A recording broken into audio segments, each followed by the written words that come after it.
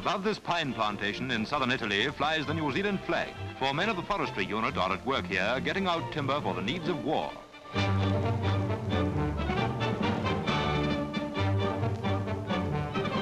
The forestry men in Italy are mostly from the first three echelons and have been overseas a long time. Before they came to Italy, their flag flew in North Africa for several months. Here in Italy, the unit is split up, the sawmilling team being a long truck drive away from the railway loading team in the nearest town with a station. The work is much the same anywhere in the world. Here, the climate is not bad, but it's a long way from home. The sawmill has been set up by a lake, which might be in New Zealand. The daily output is 9,000 superficial feet of timber.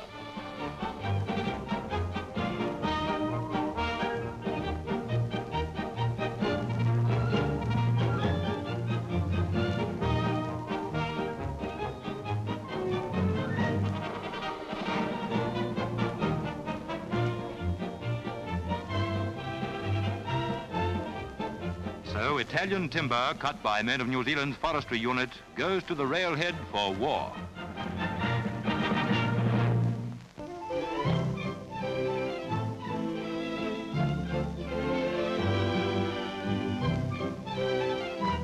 The Christchurch City Council, which owns these present houses at Spraydon, lets them to privileged tenants only. The privileged are the elderly people who receive an old age benefit.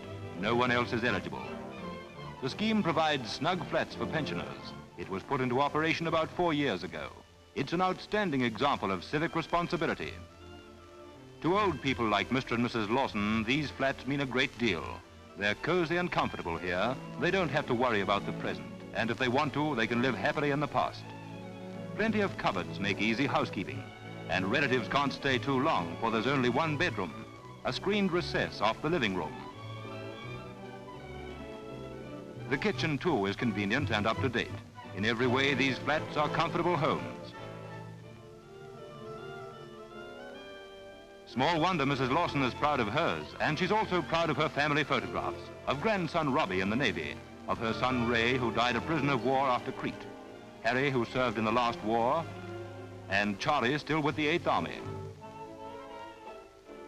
Mr. Lawson asks for nothing better. He told us, "This is our little home, and we only pay 12 shillings a week. We're pretty well settled here now, and we're very comfortable. We've a great lot to thank the council for what they've done for us elderly people."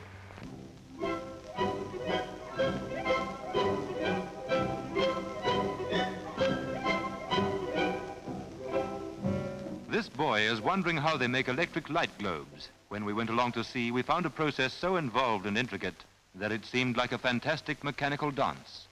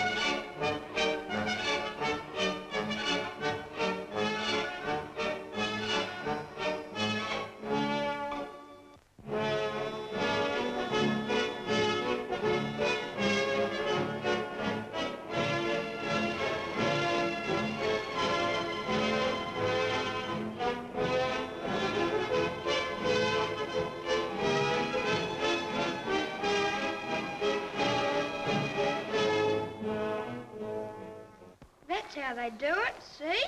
No, I don't.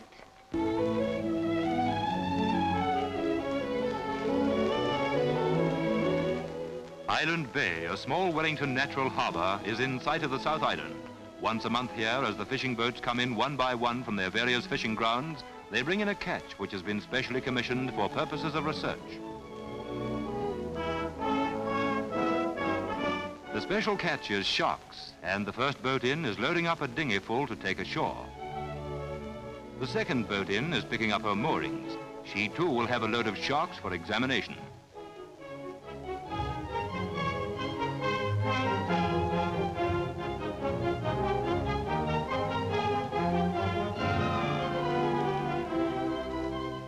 Ashore, the day's catch of sharks from each boat is laid out for identification and measurement.